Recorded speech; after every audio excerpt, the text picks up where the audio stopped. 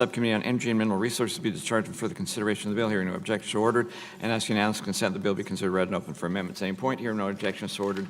Mr. Tipton, do you want to introduce your bill?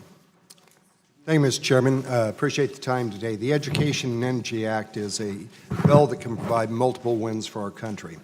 The bill will allow us to be able to provide more funding for K through 12 and higher public education while creating good-paying jobs, lowering energy prices, and setting the stage for U.S. energy resources to be exported to our allies without removing any environmental requirements nor increasing taxes on the American people.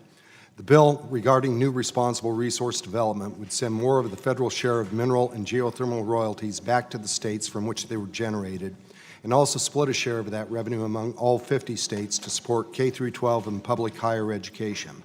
The Education and Energy Act would apply to new mineral and geothermal leases and only to the revenues that are in excess of the Congressional Budget Office is estimated that the lease would generate for a given fiscal year. There is a large disparity in public education funding between school districts in metro and suburban areas and school district and rural communities.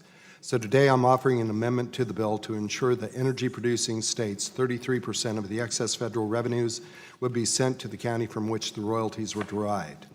Property taxes continue to be the largest source of funding for the public school system. So the rural communities of my district, where a majority of the land is owned by the federal government and therefore not taxable, education budgets are tight.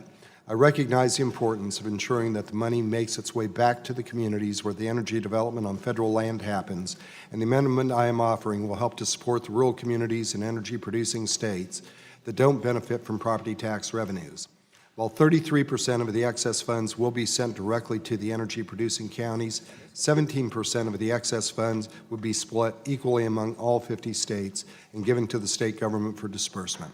I say to my colleagues that if you want to be able to support funding for education, to be able to create good-paying jobs, to be able to lower energy prices, to be able to achieve this without increasing taxes or eliminating any environmental requirements, I would ask you to join me in supporting this proposal, and I do have an amendment at the desk, Mr. Chairman. Would the gentleman yield? Yes, sir. Question. I think the amendment has some merit, but I guess I'm troubled by the fact that we've been dealing with these royalty issues, the revenues, for many years. And while this is a good purpose, I mean, I also think paying down the deficit would be a good purpose too. How do we make determinations in terms of what's the best purpose? I mean, these are public lands. They should serve a public purpose besides the generation of the energy.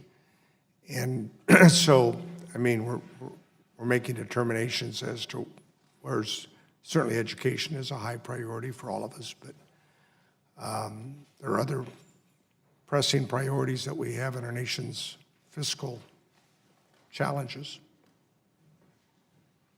And your question is? Well, I guess specifically to your point, when you're talking about future generations, is anything more important than education for our children? I think we can agree. I agree. The thing is, the federal government provides 10% of the funding for public education in America, and while we like to talk a lot about it, the action's really in the state and locals for where the revenue is. This can help some, clearly. Reclaiming my time, where you are accurate, when you get into a lot of the western states, and you certainly have some of that in California as well, a lot of our public lands, as you note, are not taxable. The number one funding source in my state happens to be property tax for education. We have on the west slope of Colorado, approximately 70% of the land is non-taxable, putting a strain on the local school districts to be able to provide education in those rural areas. This is just simply getting a resource back to those communities off of increased production, new production. We aren't stripping away dollars from existing programs, existing initiatives. This is going to be based off of new production that's going to be coming online, getting it back to the state, and I know from your experience in the state as well, the state then has determination. Those monies are fungible to be able to make determinations that best suit the need of the state. And I think that's one of the beauties of this. We're getting the resource back without strings attached out of Washington, D.C. Is there further, sorry, did everyone yield back?